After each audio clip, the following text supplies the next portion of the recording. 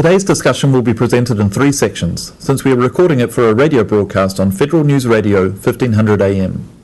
You're welcome to post questions and comments during the session, and we'll try to answer them online. I'd like to introduce our moderator, Larry Allen of Federal News Radio. Good morning, and welcome to today's Federal News Radio panel discussion on protecting the front line and government cyber attacks. I'm Larry Allen, your host here on Federal News Radio 1500 AM. Thank you for tuning in to our panel today. Whether it's protecting critical systems from an attack, detecting and controlling a system intrusion, or recovering from an enterprise-level assault, cybersecurity is the first, second, and third priorities of today's federal IT executives. In a rare show of unity, Congress, the executive branch, and industry agree that federal agencies must do more to ensure the security of government networks.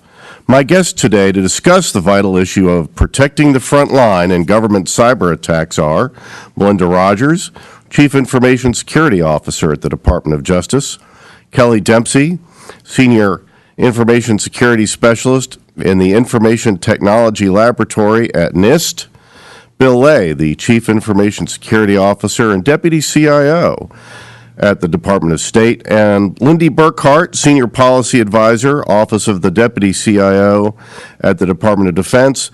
And joining us from industry is Alex Horan, the Director of Product Management at Onapsis. Welcome to all of our panelists.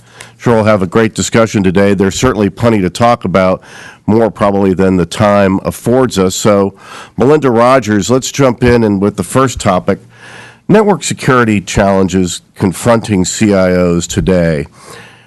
This is kind of an organic question, Linda. Are they different from what they were a few years ago? What's new on the organic security challenges that you're dealing with today that you all maybe haven't seen before? Good morning, Larry. I would say in terms of new, there's always new and evolving threats, but it's really the same similar types of challenges that we see, I would say, on a more pronounced manner and also more frequently. I would say one of the biggest challenges that we see is that the cost equation between the attacking side and the defending side is highly skewed in favor of the attacking side. From the attacker standpoint, it takes very little infrastructure to stand up an attack vector. You could go it alone, or you could potentially join a group. Whereas on the defending side, you have to make sure you have solutions in place that cover the full spectrum, all the way from the edge of your perimeter down to the endpoint. So one of the things that we need to do is to make sure that we continue to shift the cost burden towards the attacking side. And what I mean by that is we need to be developing strategies on how can we identify these attackers earlier? How can we sift them out a little bit more frequently? How can we evolve our strategies so that we can be shifting the cost burden on towards their side instead of on our side?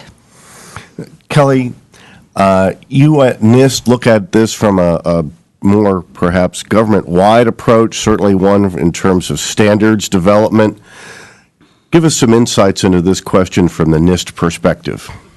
Well, from the NIST perspective, we don't tend to focus on specific types of technology like the network or servers or applications, and we take a holistic view of providing us sets of controls and a process that apply to all types of systems and technologies. So, but I echo Melinda's thoughts, and also, what she was saying, one of the things is that we need to make it more difficult for attackers and make their work effort increase.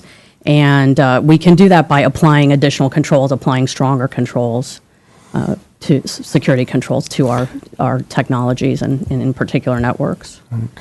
Lindy Burkhart from the Department of Defense. Certainly nobody ever wants to try to penetrate defense networks. You all have some very unique challenges at DoD. In fact, our first two panelists speaking this morning specifically mentioned and emphasized attacks, which is kind of a DoD raison d'etre. Tell us a little bit about how your agency is coming at the issue of protecting front lines. The challenge today, the cybersecurity and the challenges today really is it's a leadership and it's a cultural focus. It starts at the top. All of our systems are really at risk. Whether we're industry, the Department of Defense, or Justice, I think everybody's systems writ large are at risk. So the challenge is driving it from the top down, from leadership, and instilling a change in the culture. That, as Kelley said, the technology, you need to have good policies and technical in place, make the adversaries' efforts more expensive for them, a harder for them, more of a challenge for them. But for us, it's changing the culture. As you had mentioned, Melinda, it's the minute there's a lack of discipline or a lack of awareness, or leadership doesn't see the true risk of somebody, an adversary in our networks, then we've created a weak spot for the adversary to exploit. And that's the challenge we need to overcome, is from leadership needs to understand that, and they do, they get it, that they are driving this, that the culture, the workforce always has to be on their game and always has to be aware. Leadership has to say, I have a mission to succeed at, and there is risk. How do I mitigate that risk to the best of our ability? And where do we apply the funds to mitigate that risk as best we can? So it really is, for us, the drive now from the top down is the leadership and the culture change. So, Bill Lay, what Lindy was talking essentially about, I think, was implementing the policies and procedures that each agency has to keep their network secure. What are some of the challenges to implementation? Some of the challenges we face, we have a lot of legacy systems, and they might have been built a dozen or more years ago. And at the time, security probably wasn't in the forefront that it is today. So we spent a lot of time, in order to keep our operations intact and available, we're going in and applying new thinking and technologies to existing systems. The challenge is that you're in a constant balance with your operational side, making sure that the systems remain intact as you layer on additional security that wasn't really designed there in the first place. So it becomes very much a choreographed priority set, where you have to be able to layer in the security, keep your operational numbers there. Many times you're looking at 4 or 5 nines of reliability, especially for our public-facing systems, and that can be very challenging. So you have to have the governance in place. You have to have all the stakeholders involved. So throughout the entire process, you don't get tripped up. Legacy systems, obviously a huge challenge. We know that the government spends maybe as much as 3/4 of its federal IT dollars on maintaining legacy systems. Attitudinally, perhaps a little easier to repair what you have rather than build up new. But systems is certainly one hurdle that has to be overcome in terms of security. Lindy Burkhart from DOD, you touched a little bit on the fact that the other main issue is people. How do you all at the Department of Defense motivate your people so that they understand the importance of following the policies and guidelines? Do you use a carrot and stick approach? Is it more carrot? Well, in 2015, we came out with the Department of Defense cyber strategy. And from that, I actually chaired a group that wrote the Cybersecurity Discipline Implementation Plan. And the plan was focused on getting around preventable risks, or reducing preventable risks. From that plan, we picked 4 specific areas that we have seen historically the adversary has been able to exploit or has capitalized on. And there were things that had we been disciplined in our cybersecurity efforts that were in place, the policies that were in place, we likely would have reduced some of the risk or the vulnerability to a better extent. So the Cybersecurity Discipline Implementation Plan is put out there with 4 specific areas that we're paying attention to. And from that, we've developed a scorecard. And monthly, that scorecard is filled out by each of the services and some of the agencies, and it's reported to DoD leadership on a monthly basis. So from the top down, they're seeing how we're doing every month and getting to green in our efforts in cybersecurity and discipline. And workforce is aware of that. So we're increasing our education for the workforce. We're reevaluating the positions, the position descriptions, the training that's afforded to the workforce, and also they're aware of the scorecard, they're aware of all of our audits. Everybody in the IT world, you have regular audits. So I think when everybody is understanding, it's coming from the top down, as I mentioned, leadership, and the scorecard goes up to DoD leadership in a red, green, yellow, or red, yellow, green perspective, that we've really heightened the awareness. In DOD and in other federal agencies, it's scorecard. In school, it's a report card. Either way, if you don't do what you're supposed to do, you get held back. Alex Horan from Onapsis, we've heard a little bit from the government perspective on some of the organic network security challenges that are confronting CIOs today. What do you see from the industry standpoint, both from what your company is doing and what you hear from the people in government that you work with? Sure. We see quite a lot of what's been referenced here, which is security is a top-down approach. If you don't have buy-in at the senior executive level, you're not going to get the kind of the people implementing it taking this seriously, understanding that this is a critical business process or mission process they need to implement. The only thing we've seen that hasn't really been raised so far is the need for focus. People have limited resources. We talked about allocating security spend wisely. In order to do that allocation, you need to understand, well, what is critical to my mission or to my business on the commercial side inside my organization? What do I need to protect? What do I need to keep running in order to exist? And focusing on securing that and then widening that perimeter, as you get more comfortable with the security level of your mission critical assets. You're talking about it's a matter of focus. Your customers have to be focused on what it is they're trying to protect and understand what that means in terms of their overarching missions. Are there certain specific hurdle areas that you all see that are harder to maybe not focus on, but after the focus is identified, to actually do something about? Yeah, it's actually even before the focus. We see a big problem in getting agreement on what is mission critical. Like, email is critical for people's day-to-day, but it doesn't necessarily keep an organization running. Whereas a back-end ERP system, if that goes down for 24 hours, 48 hours, all the business processes grind to a stop. So it's getting that agreement on what is truly critical to our mission.